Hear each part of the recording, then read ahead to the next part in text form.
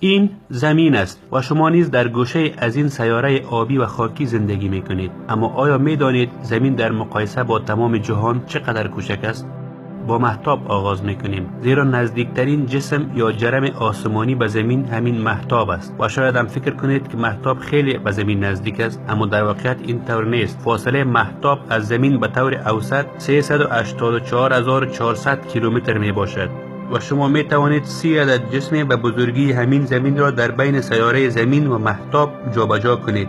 به تعبیر دیگر، اگر بخواهیم با موتر با سرعت 100 کیلومتر بر ساعت به سوی مهتاب حرکت کنیم، در مدت زمان 160 روز به آنجا خواهیم رسید. با وجود همین فاصله زیاد، تنها 12 نفر تا هنوز قادر شده اند تا روی سطح مهتاب قدم بگذارند و این تصویری است که زمین را از سطح مهتاب نشان می دهد و اگر شخص بخواهد از آنجا پیام الکترونیکی به زمین بفرستد، در مدت 1.2 ثانیه یا معادل با سرعت نور به زمین خواهد رسید. و این تصویری است که از مریخ برداشته شده است و آن نقطه کوچک زمین است. سیاره مریخ به شکل باور نکردنی به طور اوسط در فاصله 225 میلیون کیلومتر با زمین قرار دارد و این فاصله گاهی تا 401 میلیون کیلومتر می رسد. این بدان معناست زمانی که انسان برای بار نخست قادر و پیاده شدن روی سطح مریخ شود، در واقع انسان 986 مرتبه دورتر از کسی رفته است که به سطح مهتاب قدم گذاشته بود. وقتی کمی دورتر از زمین و مریخ فاصله بگیرید،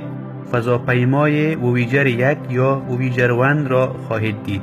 این فضاپیما دورترین جسم از زمین است که انسان آن را خلق کرده است. فضاپیمای وویجر 1 در حال حاضر 138 مرتبه نسبت به زمین به خورشید نزدیکتر است، یعنی در حدود 21 میلیارد کیلومتر از زمین فاصله دارد. این فضاپیما در سال 1990 با نگاه به عقب از زمین این تصویر را برداشت.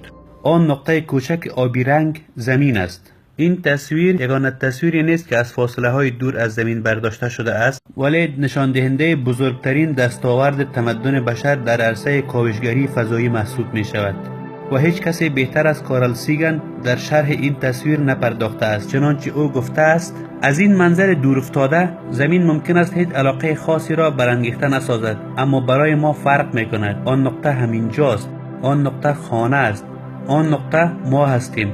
بروی آن هر کی را که دوست دارید، هر کی را که می شناسید، هر آن که تا حال نامش را شنیده اید، تمام انسان ها به شمول ما که تا اکنون در آن زندگی کرده ایم، جمع تمام خوشی ها و رنج های مان، هزاران دین و عقاید، ایدئولوژی ها، دکترین اقتصادی، هر قهرمان و هر بزدل، هر خالق و نابود کننده تمدن، هر پادشاه و رعیت، هر زوج جوان عاشق، هر مادر و پدر، هر طفل امیدوار، هر مخترع و کاشف، هر رهبر معظم و هر سیاستمدار فاسد، هر فوق ستاره، هر قدیس و هر قاتل در تاریخ تمدن ما آنجا زندگی کرده است، بر روی یک ذره خاکی معلق در پرتو نور خورشید. فضاپیمای وویجر 1 در حال حاضر با سرعت 17 کیلومتر بر ثانیه در محوطه منظومه شمسی در حرکت است و با همین سرعت سرسام‌آور قادر نیست تا 30,000 سال دیگر از دایره نظام شمسی خارج شود.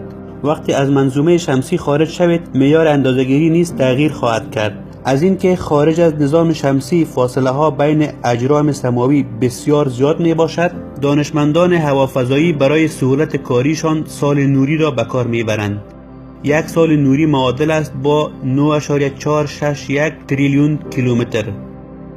ستاره پروکسیما کنتوریس پس از خورشید نزدیکترین ستاره به زمین می باشد و در فاصله 4.25 سال نوری از خورشید قرار دارد و اگر فضاپیمای وویجر 1 به طرف این ستاره حرکت کند، در مدت زمان 70,000 سال به آن خواهد رسید. به عبارت دیگر، اگر خواسته باشیم با یک موتر و همان سرعت 100 کیلومتر در ساعت به طرف ستاره پروکسیما حرکت کنیم، در مدت زمان 6 برابر از عمر تمام کائنات به آنجا خواهیم رسید که غیر ممکن است. وقتی از این ستاره نیز فراتر رویم می توانیم کهکشان راه شیری را به درستی ببینیم که زمین در اینجا موقعیت دارد. قطر کهکشان راه شیری 100,000 سال نوری می باشد که بیشتر از 100 میلیارد ستاره و به همین اندازه سیاره به شمول زمین را در خود جا داده است. ولی ما نمی توانیم حتی در شب تمام شکوه این کهکشان را تماشا کنیم، زیرا 99% آنچه ما می توانیم ببینیم در محدوده همین نقطه کوچک می باشد که اسمش زمین هست.